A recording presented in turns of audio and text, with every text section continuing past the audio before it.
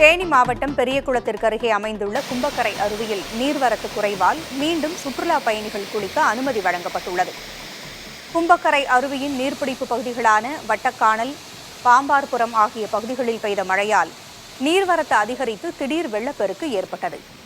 உடனடியாக அருவியில் குளித்துக் கொண்டிருந்த சுற்றுலா பயணிகளை வனத்துறையினர் பாதுகாப்பாக அப்புறப்படுத்தினர். தற்போது அருவிக்கு வரும் நீர்வரத்து சீரானதால் குளிக்க அனுமதிப்பதாக வனத்துறையினர் அறிவிப்பு வெளியிட்டுள்ளனர்.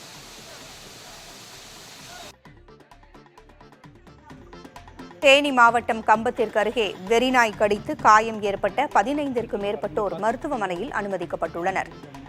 கம்பம் கிராமச்சாவடி தெருப்பகுதி, வேலப்பர் கோவில் வீதி, பசார் தெரு உள்ளிட்ட பகுதிகளில் வெறிநாய் ஒன்று சாலைகளில் நடந்து சென்ற 15க்கும் மேற்பட்டோரை கடித்து குதறியதால் மக்கள் அச்சமடைந்தனர். அங்கு சுற்றித் திரிந்த வெறிநாயை அப்பகுதி மக்கள் அடித்துக் கொன்றனர். காயமடைந்த மக்கள் அருகில் உள்ள மருத்துவமனைகளுக்கு சென்று தடுப்பூசி செலுத்திக் கொண்டனர். தெருக்களில் கூட்டமாக சுற்றித் திரிந்த நாய்களை நகராட்சித்துறையினர் கட்டுப்படுத்த மக்கள் வலியுறுத்துகின்றனர்.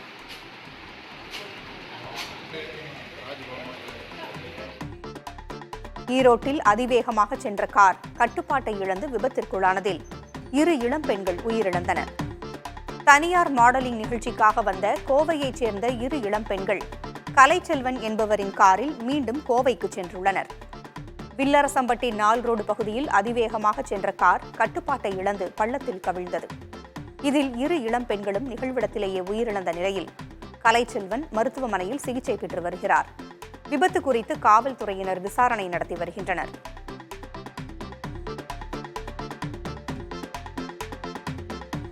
தேனி மாவட்டம் ஆண்டிப்பட்டியில் இன்று நடைபெற்ற ஆட்டுச்சந்தையில் 1 கோடி ரூபாய்க்கு மேல் ஆடுகள் விற்பனையாயின. வாரந்தோறும் கூடும் இந்த சந்தைக்கு பல மாவட்ட வியாபாரிகள் மற்றும் விவசாயிகள் ஆடுகளை வாங்க குவிந்தனர்.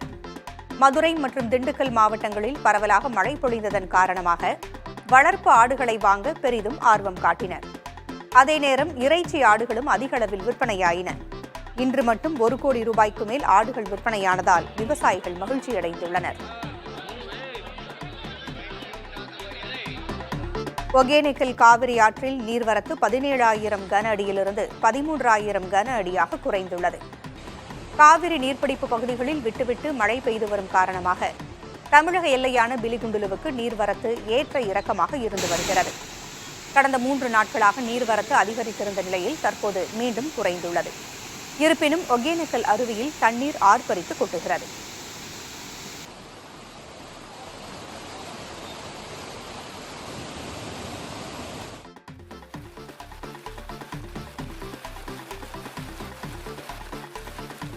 நீலகிரி மாவட்டத்தில் கூடலூர் மற்றும் பந்தலூர் சுற்றுப்பகுதிகளில் காலை முதல் கனமழை பொழிவதோடு குளிரும் நிலவி வருகிறது. மழை காரணமாக மக்களின் இயல்பு வாழ்க்கை பாதிக்கப்பட்டுள்ளது.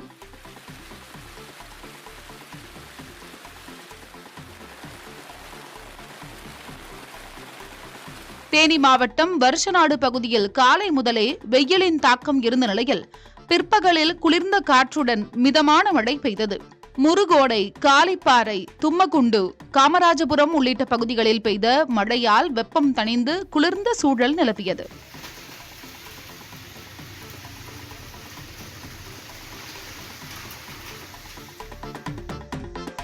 தேனி மாவட்டம் ஆண்டிப்பட்டிக்கு அருகே 20க்கும் மேற்பட்ட ஏக்கரில் பயிரிடப்பட்ட கத்தரிக்காய் செடிகள் மலட்டுத்தன்மை கொண்டதாக மாறியுள்ளதாக விவசாயிகள் குற்றஞ்சாட்டுகின்றனர். குமணன் தொழு பகுதியில் ஏக்கருக்கு 20,000 ரூபாய் முதல் 30,000 ரூபாய் வரை செலவு செய்து பயிரிடப்பட்ட கத்தரிக்காய் செடிகள் 2 மாதங்களாகியும் போதிய காய்கள் பிடிக்கவில்லை என்றும் அதிக செடிகள் மலட்டுத்தன்மை கொண்டதாக மாறியுள்ளதால் இழப்பை சந்தித்துள்ளதாகவும் விவசாயிகள் கவலை தெரிவிக்கின்றனர். இதுகுறித்து தோட்டக்கலைத்துறை அதிகாரிகளிடம் கேட்டபோது ஆய்வு செய்து உரிய நடவடிக்கை எடுப்பதாக தெரிவித்துள்ளனர்.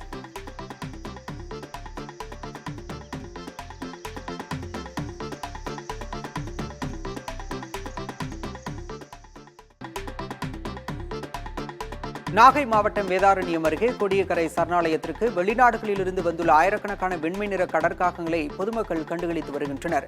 கோடியக்கரை பறவைகள் சரணாலயத்தில் ஆண்டுதோறும் சீசன் காலங்களில் பிளமிங்கோ, செங்கால் நாரை, உள்ளான் போன்ற வெளிநாட்டு பறவைகள் ஈரான், ஈராக், சைபீரியா உள்ளிட்ட நாடுகளிலிருந்து இடம்பெயர்ந்து வந்து செல்கின்றன.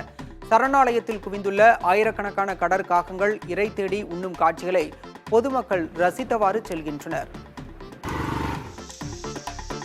தேனி மாவட்டம் ஆண்டிப்பட்டி அருகே 20க்கும் மேற்பட்ட ஏக்கரில் பயிரிடப்பட்ட கத்தரிக்காய் செடிகள் மலட்டுத்தன்மை கொண்டதாக மாறியுள்ளதாக விவசாயிகள் குற்றம் சாட்டுகின்றனர். குமணன் தோழி பகுதியில் ஏக்கருக்கு 20,000 ரூபாய் முதல் 30,000 ரூபாய் வரை செலவு செய்து பயிரிடப்பட்ட கத்தரிக்காய் செடிகள் 2 மாதங்களாகியும் போதிய காய்கள் பிடிக்கவில்லை என்றும் அதிக செடிகள் மலட்டுத்தன்மை கொண்டதாக மாறியுள்ளதால் நஷ்டத்தை சந்தித்துள்ளதாக விவசாயிகள் வேதனை தெரிவித்துள்ளனர். இதுகுறித்து தோட்டக்கலைத்துறை அதிகாரிகளிடம் கேட்டபோது ஆய்வு செய்து உரிய நடவடிக்கை எடுப்பதாக தெரிவித்துள்ளனர்.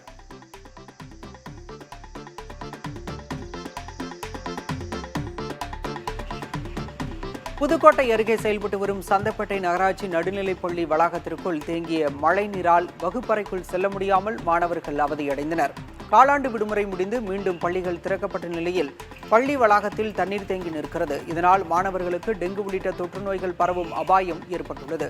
வளாகத்தில் இருக்கும் தேங்கிய நீரை அகற்ற மாநகராட்சி நிர்வாகத்திற்கு பெற்றோர்கள் கோரிக்கை விடுத்துள்ளனர்.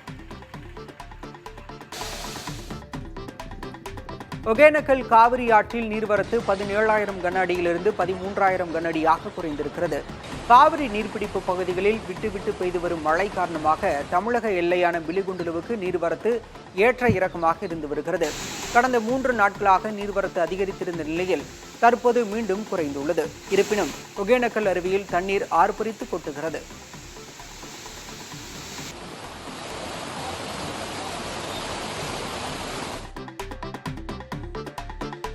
தேனி மாவட்டம் ஆண்டிப்பட்டியில் இன்று நடைபெற்ற ஆட்டுச் சந்தையில் 1 கோடி ரூபாய்க்கு மேல் ஆடுகள் விற்பனையாகின. வாரந்தோறும் கூடும் இச்சந்தைக்கு பல மாவட்ட வியாபாரிகள், விவசாயிகள் ஆடுகளை வாங்க குவிந்தனர்.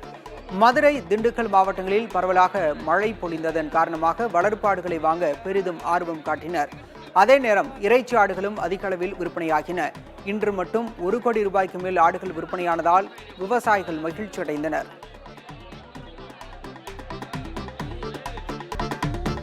இந்தியாவிலிருந்து இஸ்ரேல் நாட்டிற்கு போர் ஆயுதங்கள் வழங்க எதிர்ப்பு தெரிவித்து சென்னை பாரிமுனையில் மனிதநேய ஜனநாயக கட்சி சார்பில் ஆர்ப்பாட்டம் நடைபெற்றது.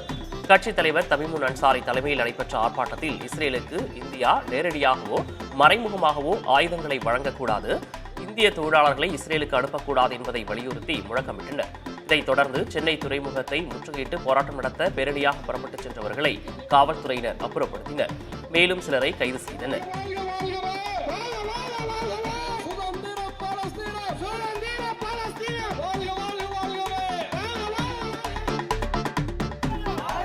நாகை மாவட்டம் பெருங்கடம்பனூரில் தங்கள் அலுவலகம் முன்பு கொடிக்கம்பம் நடுவதை தட்டி கேட்ட மார்க்சிஸ்ட் கம்யூனிஸ்ட் கட்சியினருக்கும் தமிழக வெற்றிக் கழகத்தினருக்கும் இடையே மோதல் ஏற்பட்டது. இதில் தமிழக வெற்றிக் கழகத்தின் நிர்வாகி ஒருவருக்கு தலையில் காயம் ஏற்பட்ட நிலையில் மார்க்சிஸ்ட் கட்சியினர் 2 காயமடைந்தனர். 3 நாகை மருத்துவக் கல்லூரி மருத்துவமனையில் சிகிச்சை பெற்று வரும் நிலையில் காவல்துறையினர் விசாரணை நடத்தி வருகின்றனர்.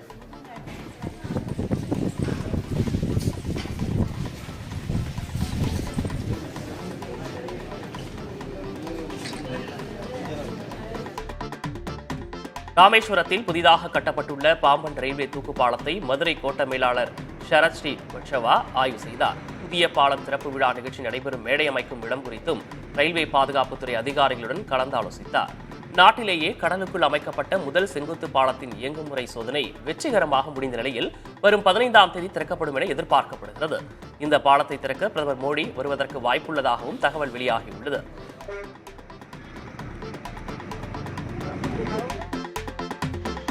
தென்காசி மாவட்டம் புளியங்குடியில் நீச்சல் குளத்தில் மூழ்கி 9 வயது சிறுமி உயிரிழந்தார். ரத்னபுரியைச் சேர்ந்த ராஜேந்திரன், இசக்கியம்மாள் தம்பதி தங்களின் குழந்தைகள் உள்ளிட்டோருடன் நீச்சல் குளத்தில் குளித்துள்ளனர். கரையேறிய போது 9 வயது சிறுமி காவியாவை காணாமல் தேடியுள்ளனர். அப்போது நீச்சல் குளத்தின் அடிப்பகுதியில் சிறுமி உயிரிழந்து கிடந்தது தெரியவந்தது.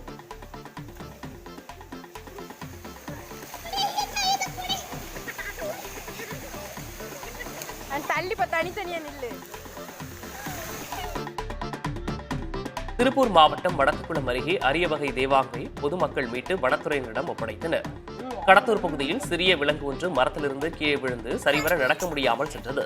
இதை பார்த்து அப்பகுதி மக்கள் விலங்கை பத்திரமாக மீட்டு அதனை புகைப்படம் எடுத்து வனத்துறைக்கு அனுப்பிய போது அது அரிய வகை தேவாங்கை என தெரியவந்தது. இதையடுத்து தேவாங்கை கொழுமம் வனச்சரக அலுவலகத்தில் கிராம மக்கள் ஒப்படைத்தனர்.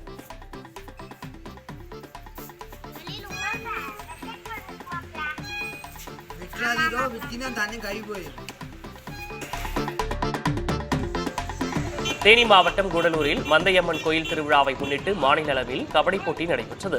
பகலிரவு ஆட்டமாக 2 நாட்கள் நடைபெறும் போட்டியில் தேனி, திண்டுக்கல், மதுரை, திருச்சி, விருதுநகர் உள்ளிட்ட மாவட்டங்களைச் சேர்ந்த 50 அணிகள் பங்கேற்றன. போட்டியாளர்கள் தங்கள் திறமைகளை வெளிப்படுத்தி பார்வையாளர்களை கவர்ந்தனர்.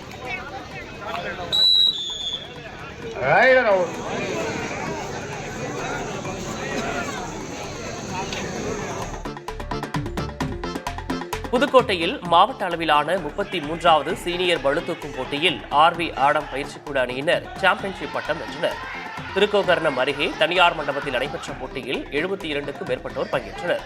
105 கிலோ வரை 8 பிரிவுகளாக நடைபெற்ற போட்டியில் மிக வலுவான நபர் என்ற பட்டம் புதுக்கோட்டையைச் சேர்ந்த மணிகண்டனுக்கு வழங்கப்பட்டது.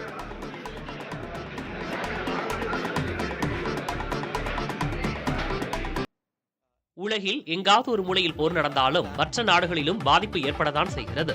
அந்த வகையில் ஈரான் இஸ்ரேல் போர் காரணமாக இந்தியாவிலிருந்து மற்ற நாடுகளுக்கு செல்லும் சுமார் 100க்கும் மேற்பட்ட விமானங்கள் மாற்று வழித்தடங்களை நாடும் நிலை ஏற்பட்டுள்ளது. போர் காரணமாக ஈரான் தன் வான்எல்லையை மூடியுள்ளதாக அறிவித்துள்ளது. இதன் காரணமாக மும்பையிலிருந்து ஈரான் வான்வழியாக லண்டன், இஸ்தான்புல், பாரிஸ் உள்ளிட்ட இடங்களுக்கு செல்லும் விமானங்கள் தங்களின் போக்குவரத்து வழித்தடத்தை மாற்றிக்கொள்ளும் சூழலுக்கு தள்ளப்பட்டுள்ளன. குறிப்பாக இண்டிகோவின் 14 விமானங்கள், ஏர் இந்தியாவின் 28 விமானங்கள், விஸ்தாராவின் 14 விமானங்களும் மாற்று வழித்தடம் வழியாக செல்லும் நிலை ஏற்பட்டுள்ளது. அதேபோல Lufthansa, British Airways, Air France ஆகிய நிறுவனங்களின் விமானங்களும் மாற்றுப்பாதையில் செல்லும் நிலை ஏற்பட்டுள்ளது. இதனால் விமான பயண நேரமும் சுமார் அரை மணி நேரம் வரை அதிகரித்துள்ளது.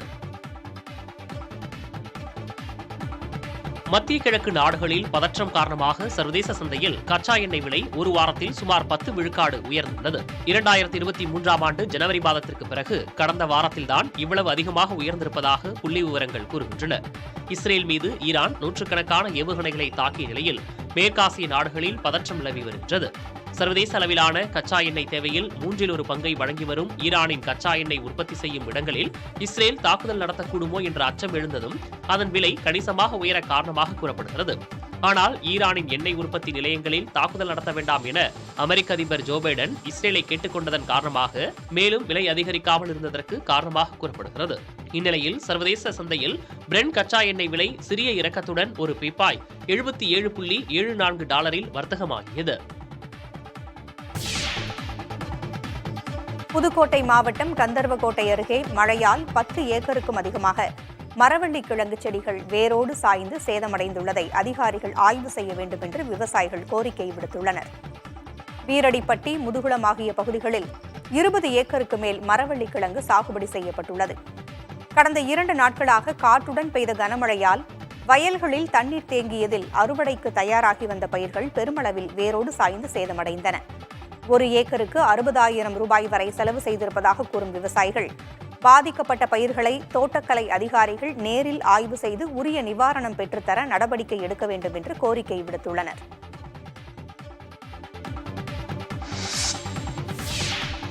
கோவை மாவட்டம் பொள்ளாச்சி அருகே ஆனைமலை பழைய அணைக்கட்டு பாசன பகுதியில் சாகுபடி செய்யப்பட்ட நெற்பயிரை அறுவடை செய்யும் பணி தொடங்கியது.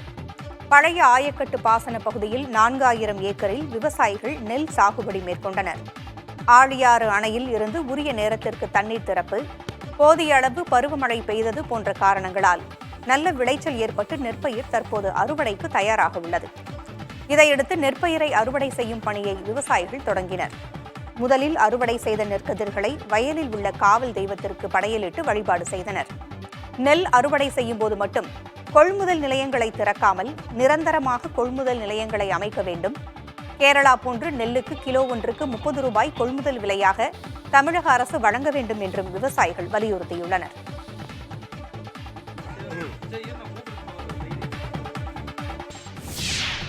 காரைக்காலில் உள்ள பிரசித்தி பெற்ற பார்வதீஸ்வரர் கோயில் இடத்தை மோசடி செய்த வழக்கில் பத்திர எழுத்தாளரை காவல்துறையினர் கைது செய்தனர். போலி ஆவணங்களை தயார் செய்து பார்வதீஸ்வரர் கோயிலில் நிலங்களை விற்பனை செய்தது தொடர்பாக இடைத்தரகர், நில அளவையர் உள்ளிட்டோர் கைது செய்யப்பட்டனர். தற்போது பத்திர எழுத்தாளர் கார்த்தியை கைது செய்து அவரிடம் இருந்த ஆவணங்களை கைப்பற்றியுள்ளனர். இந்த வழக்கில் இதுவரை 4 பேர் கைதாகியுள்ள நிலையில் மோசடியில் ஈடுபட்ட முக்கிய நபரான ஆனந்த் என்பவரை காவல்துறையினர் தேடி வருகின்றனர். மதுரையில் பெண் காவலரை தாக்கியதாக பரவும் வீடியோ உண்மையல்ல என்றும் அந்த வீடியோவை சமூக வலைதளங்களில் பகிர வேண்டாம் எனவும் மாநகர காவல்துறை தெரிவித்துள்ளது. தல்லாக்குளம் பகுதியில் சிவகங்கை மாவட்டத்தைச் சேர்ந்த பெண் காவலர் ஒருவரை மர்ம நபர் தாக்கியதாக கூறி சமூக வலைதளங்களில் வீடியோ ஒன்று வேகமாக பரவியது. இந்த வீடியோ குறித்து விளக்கம் அளித்துள்ள மதுரை மாநகர காவல்துறை, பெண் காவலரின் கணவர் ஆரப்பாளையத்தில் தனியார் டிராவல்ஸ் நிறுவனம் நடத்தி வருவதாகவும், பெண் காவலரிடம் ஏற்பட்ட வாக்குவாதத்தின் போது விளையாட்டாக அடித்ததை யாரோ செல்போனில் பதிவு செய்து சமூக வலைதளங்களில் பரப்பியதாகவும் தெரியவந்துள்ளது. பெண் காவலருக்கும் அவரது கணவருக்கும் இடையே எந்தவித சச்சரவும் இல்லை எனவும், இருவரும் மகிழ்ச்சியாக வாழ்ந்து வருவதாகவும், இதுகுறித்து பெண் காவலர் புகார் எதுவும் கொடுக்க விரும்பவில்லை எனவும் விசாரணையில் தெரியவந்துள்ளதாக மதுரை மாநகர காவல்துறை தெரிவித்துள்ளது. திருப்பத்தூர் மாவட்டம் வாணியம்பாடியில் கோயில் திருவிழாவில் ஏற்பட்ட மோதலில் இளைஞர் கொல்லப்பட்ட வழக்கில் கைது செய்யப்பட்ட 4 பேர் மீது குண்டர் தடுப்புச் சட்டத்தின் கீழ் நடவடிக்கை எடுக்க மாவட்ட ஆட்சியர் உத்தரவிட்டுள்ளார். வாணியம்பாடி VKS காலனியில் கடந்த ஆகஸ்ட் மாதம் நடந்த திருவிழாவில் ஏற்பட்ட மோதலில் காமராஜர்புரத்தைச் சேர்ந்த சந்துரு என்பவர் கத்தியால் குத்தி கொல்லப்பட்டார். இதில் ஆவேசமுற்ற அவரது உறவினர்கள் கோடாமேடு பகுதியில் திரண்டு அங்கு நிறுத்தப்பட்டிருந்த வாகனங்களையும் வீடுகளையும் அடித்து நொறுக்கி 3 மணி நேரம் மறியலில் ஈடுபட்டனர். இதையடுத்து சந்துரு கொலை தொடர்பாக கோடாமேட்டைச் சேர்ந்த ஜான், கார்த்திக், ஸ்ரீதர், அப்புன்ராஜ் என்ற 4 பேரை காவல்துறை தனிப்படையினர் கைது செய்தனர். மேலும் கோடாமேட்டில் வீடுகளையும் வாகனங்களையும் சேதப்படுத்திய 12 பேரும் கைது செய்யப்பட்டனர். இந்நிலையில் கொலை வழக்கில் கைது செய்யப்பட்டவர்கள் மீது குண்டர் தடுப்புச் சட்டத்தின் கீழ் நடவடிக்கை எடுக்குமாறு திருப்பத்தூர் ஆட்சியர் தர்பகராஜுக்கு மாவட்ட காவல் கண்காணிப்பாளர் ஸ்ரேயா குப்தா பரிந்துரைத்தார். அதை ஏற்ற ஆட்சியர் ஜான் உள்ளிட்ட 4 பேரையும் குண்டர் தடுப்பு சட்டத்தின் கீழ் சிறையில் வைக்க ஆணையிட்டார்.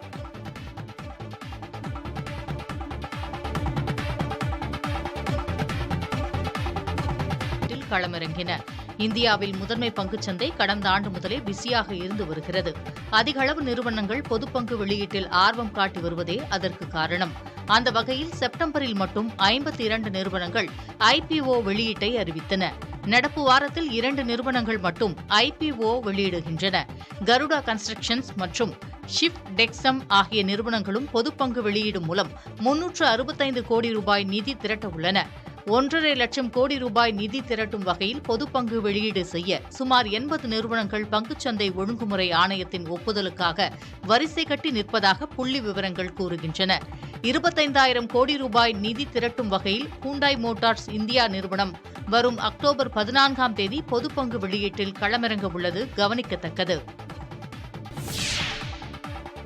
குழந்தைக்காக பலர் கோயில்களுக்கும் மருத்துவமனைகளுக்கும் ஏறி இறங்கும் இன்றைய சூழலில் பிறந்து சில மணி நேரம் கூட ஆகாத பச்சிளங்குழந்தையை வீசிச் சென்ற கொடூரம் கடலூரில் நடந்துள்ளது. கடலூர் மாவட்டம் சிதம்பரம் அருகே தெற்கு பிச்சாவரம் மாதா கோயில் தெருவில் யாரும் வசிக்காத ஒரு வீட்டின் பின்புறம் இருந்து குழந்தையின் அழுகுரல் கேட்டுள்ளது. அதனை கேட்டு அந்த பகுதி மக்கள் அங்கு சென்று பார்த்துள்ளனர். அதில் பிறந்த சில மணி நேரமே ஆன தொப்புள் கொடி கூட அறுக்கப்படாத பெண் குழந்தை ஒன்று பசியில் அழுவது தெரியவந்தது. குழந்தையை மீட்ட பொதுமக்கள் அண்ணாமலை நகர் காவல்துறைக்கு தகவல் கொடுத்தனர். 108 வாகனத்தில் வந்தவர்கள் குழந்தையை மீட்டு சிதம்பரம் அரசு மருத்துவமனையில் அனுமதித்தனர். அங்கு குழந்தையின் உடல்நிலை பரிசோதிக்கப்பட்டு நலமுடன் இருப்பது உறுதி செய்யப்பட்டதால் சிசு பாதுகாப்பு மையத்திற்கு அனுப்பி வைக்கப்பட்டது. பச்சிளங்குழந்தையை வீசி சென்றது யார் என்று காவல்துறையினர் விசாரித்து வருகின்றனர்.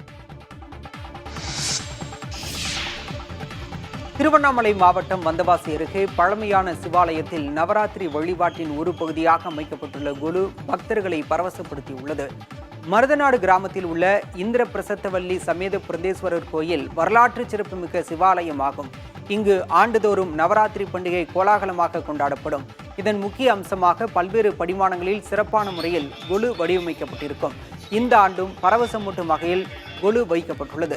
இதில் சப்த கன்னிகள், அஷ்டலட்சுமிகள், பார்வதி, பரமேஸ்வரன், மகாவிஷ்ணு, துர்க்கை, ஐயப்பன், விநாயகர், முருகன் உள்ளிட்ட இறைவன் இறைவி தொடங்கி தாவர வகைகள் வரை ஒவ்வொரு படிநிலையிலும் வைக்கப்பட்டுள்ளன. ஒவ்வொரு உயிரிலும் கடவுள் இருக்கிறார் என்பதை குறிக்கும் விதமாக இந்த கொலு வடிவமைக்கப்பட்டிருப்பதாக கோயில் நிர்வாகத்தினர் கூறுகின்றனர். பாகிஸ்தானின் கராச்சி விமான நிலையம் அருகே நடந்த குண்டுவெடிப்பில் சீனர்கள் 2 கொல்லப்பட்டனர். 10 நபர்கள் படுகாயமடைந்தனர். இது பயங்கரவாத தாக்குதல் என பலூச்சிஸ்தான் விடுதலை படை அறிவித்திருக்கிறது. வெடிகுண்டுகள் நிரம்பிய லாரியை சீனர்கள் அருகில் இருக்கும் பகுதிக்கு ஓட்டிச் சென்று தாக்குதல் நடத்தியதாக பலூச்சிஸ்தான் விடுதலை அமைப்பு தெரிவித்திருக்கிறது. எனினும் இந்த தாக்குதல் எவ்வாறு நடந்தது என்பது குறித்து விசாரித்து வருவதாக பாகிஸ்தான் காவல்துறை தெரிவித்திருக்கிறது. இதற்கிடையே இந்த தாக்குதலுக்கு கண்டனம் தெரிவித்துள்ள சீன அரசு பாகிஸ்தானில் உள்ள தங்கள் குடிமக்களுக்கு உரிய பாதுகாப்பு வழங்கப்பட வேண்டும் என வலியுறுத்தியுள்ளது. கடந்த மார்ச் மாதத்திலும் பாகிஸ்தானில் உள்ள சீனர்களை குறிவைத்து நடத்தப்பட்ட தாக்குதலில் 5 நபர்கள் கொல்லப்பட்டனர். ஆப்கானிஸ்தானில் இருந்து அமெரிக்க படைகள் வெளியேறி தாலிபான் அரசு அமைந்ததிலிருந்தே சீனாவில் பயங்கரவாத தாக்குதல்கள் அதிகரித்து வருவது குறிப்பிடத்தக்கது. ரஷ்யாவில் நடைபெற்ற கினோ பிராவோ சர்வதேச திரைப்பட விழாவில் மஞ்சுமல் பாய்ஸ் திரைப்படம் சிறந்த இசைக்கான விருதை பெற்றுள்ளது. அக்டோபர் 4ஆம் தேதி வரை நடைபெற்ற இவ்விழாவில் அக்டோபர் 1ஆம் தேதி இந்த படம் திரையிடப்பட்டது. அப்போது படத்திற்கு அரங்கம் நிறைந்த பாராட்டுகள் கிடைத்தன. கினோ பிராவோ சர்வதேச திரைப்பட விழாவில் திரையிடப்படும் முதல் மலையாள படம் என்ற பெருமையையும் மஞ்சுமல் பாய்ஸ் படம் பெற்றுள்ளது. மலையாளத்தில் கடந்த பிப்ரவரி மாதம் வெளியாகி மிகப்பெரிய ஹிட் கொடுத்த படம் மஞ்சுமல் பாய்ஸ். இந்த படம் உலகளவில் 240 கோடி ரூபாய்க்கும் அதிகமாக வசூலித்தது. கமல் நடிப்பில் வெளியான குணா படத்தின் நினைவுகளை இந்த படம் தந்ததால் தமிழிலும் பெரிதாக கொண்டாடப்பட்டது. பசுவை விலங்குகள் பட்டியலில் இருந்து நீக்குமாறு மத்திய அரசை சுவாமி அவிமுக்தேஸ்வரானந்த் சரஸ்வதி கேட்டுக் கொண்டுள்ளார்.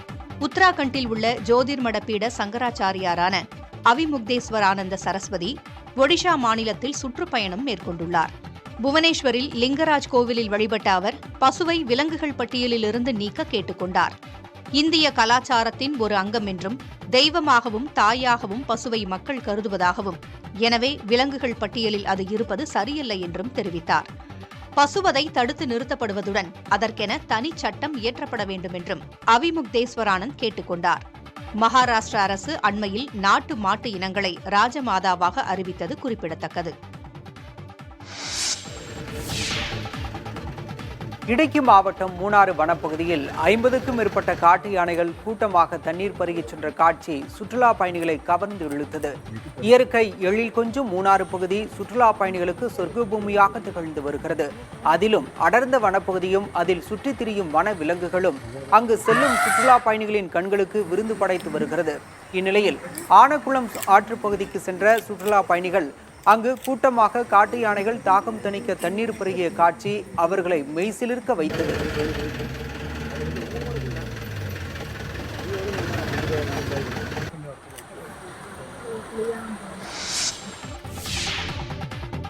மகாராஷ்டிர சட்டப்பேரவைத் தேர்தலில் பாஜக கூட்டணியில் தொகுதி பங்கீடு முடிவுக்கு வந்துவிட்டதாக தகவல் வெளியாகியுள்ளது.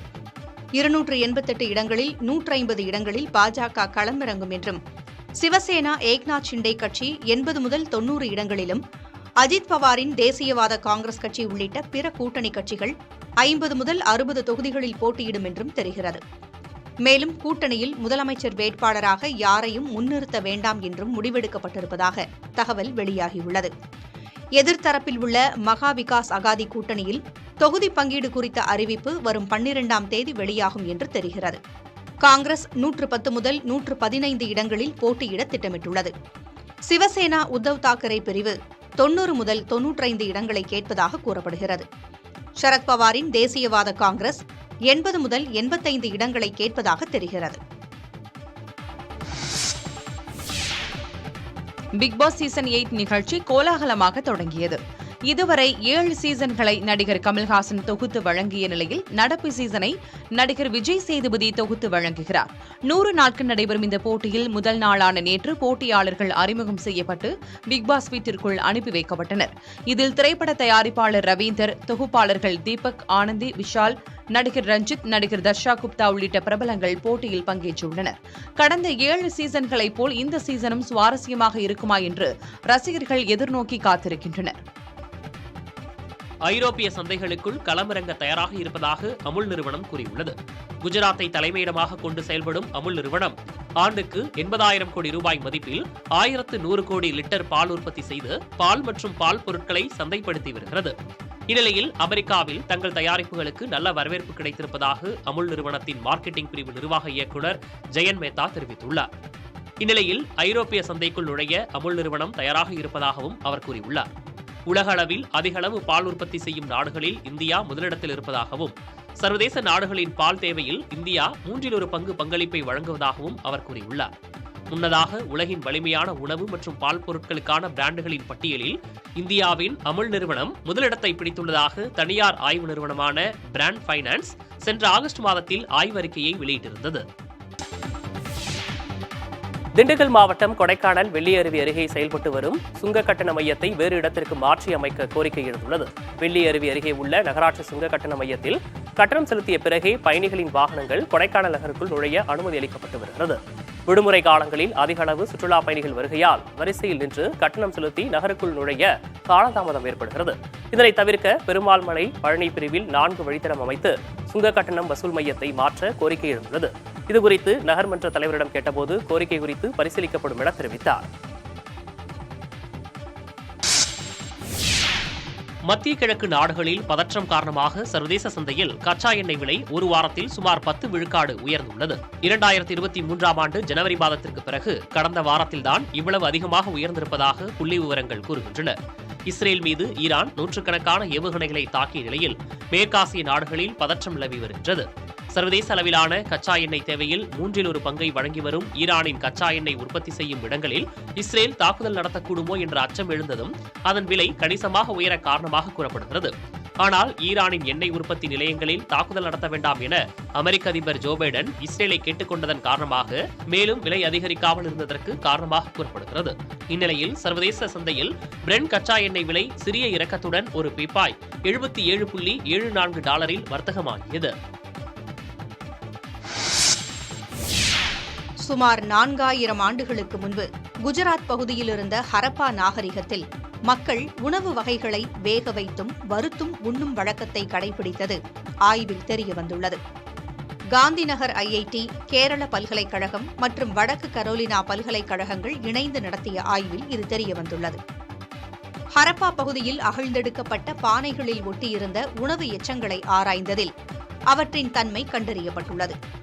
சைவம் மற்றும் அசைவ உணவு வகைகளை ஹரப்பா பகுதி மக்கள் உண்டனர் என்றும், இருவகை உணவுகளை கையாள வெவ்வேறு பாத்திரங்களை பயன்படுத்தினர் என்றும் ஆய்வுகளில் தெரியவந்துள்ளது.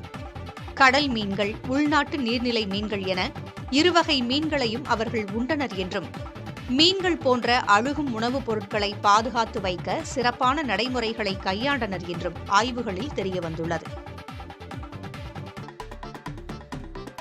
விருதுநகர் நகராட்சியுடன் கூரைக்குண்டு ஊராட்சியை இணைக்க எதிர்ப்பு தெரிவித்து சட்டமன்ற உறுப்பினர் வீட்டை முற்றுகையிட்ட கிராம மக்கள் காவல்துறையினர் தடுத்து நிறுத்தினர். கூரைக்குண்டு ஊராட்சியை இணைக்க எதிர்ப்பு தெரிவித்து 500க்கும் மேற்பட்ட கிராம மக்கள் கருப்பு பேட்ஜ் அணிந்தும் பதாகைகளை ஏந்தியும் சட்டமன்ற உறுப்பினர் இல்லத்தை முற்றுகையிட்டனர். இதனையடுத்து காவல்துறையினர் நடத்திய பேச்சுவார்த்தைக்கு பிறகு சட்டமன்ற உறுப்பினர் இல்லத்திற்கு 20க்கும் மேற்பட்டோர் சென்று மனு அளித்தனர். மக்களின் கோரிக்கைகள் முதல்வரின் கவனத்திற்கு கொண்டு சென்று உரிய நடவடிக்கை எடுப்பதாக உறுதியளித்துள்ளார். முல்லை பெரியாற்றிலிருந்து முதல் போக பாசனத்திற்கான தண்ணீரை ஆட்சியர் திறந்து வைத்து மலர் தூவி வரவேற்றார். இதன் மூலம் 5146 ஏக்கர் நிலங்கள் பாசன வசதி பெறுகின்றன. தேனி மாவட்டம் உத்தமபாளையம் வட்டத்தில் உள்ள பிடிஆர் மற்றும் தந்தை பெரியாறு கால்வாய்கள் முல்லை பெரியாறு அணையின் பாசன நிலங்களாக உள்ளன. சின்னமனூர், வேப்பம்பட்டி, சீப்பாலக்கோட்டை, சீலையாம்பட்டி உள்ளிட்ட 15 கிராமங்களுக்கு முல்லை பெரியாற்றிலிருந்து 100 கன அடி வீதம் 120 நாட்களுக்கு தண்ணீர் திறக்கப்பட்டிருக்கிறது. தண்ணீரை சிக்கனமாக பயன்படுத்த விவசாயிகளிடம் மாவட்ட ஆட்சியர் கேட்டுக் கொண்டார். பாசனத்திற்கு இருபோக நீர் வழங்க வேண்டும் என விவசாயிகள் கோரிக்கை விடுத்துள்ளனர். தேனி மாவட்டம் ஆண்டிப்பட்டி அருகே 20க்கும் மேற்பட்ட ஏக்கரில் பயிரிடப்பட்ட கத்தரிக்காய் செடிகள் மலட்டுத்தன்மை கொண்டதாக மாறியிருப்பதாக விவசாயிகள் குற்றம் சாட்டுகின்றனர். குமணந்துழு பகுதியில் ஏக்கருக்கு 20,000 ரூபாய் முதல் 30,000 ரூபாய் வரை செலவு செய்து பயிரிடப்பட்ட கத்தரிக்காய் செடிகள் 2 மாதங்களாகியும் போதிய காய்கள் பிடிக்கவில்லை என்றும், அதிக செடிகள் மலட்டுத்தன்மை கொண்டதாக மாறியிருப்பதால் நஷ்டத்தை சந்தித்துள்ளதாகவும் விவசாயிகள் கவலை தெரிவிக்கின்றனர். இதுகுறித்து தோட்டக்கலைத்துறை அதிகாரிகளிடம் கேட்டபோது ஆய்வு செய்து உரிய நடவடிக்கை எடுப்பதாக தெரிவித்துள்ளனர். நாகை மாவட்டம் வேதாரண்யம் அருகே கோடியக்கரை சரணாலயத்திற்கு வெளிநாடுகளில் இருந்து வந்துள்ள ஆயிரக்கணக்கான வெண்மை நிற கடற்காகங்களை பொதுமக்கள் கண்டுகளித்து வருகின்றனர். கோடியக்கரை பறவைகள் சரணாலயத்தில் ஆண்டுதோறும் சீசன் காலங்களில் பிளமிங்கோ, செங்கால் நாரை, உள்ளான் போன்ற வெளிநாட்டு பறவைகள் ஈரான், ஈராக், சைபீரியா உள்ளிட்ட நாடுகளில் இருந்து இடம்பெயர்ந்து வந்து செல்கின்றன. சரணாலயத்தில் குவிந்திருக்கும் ஆயிரக்கணக்கான கடற்காகங்கள் இரை தேடி உண்ணும் காட்சிகளை பொதுமக்கள் ரசித்தவாறு செல்கின்றனர்.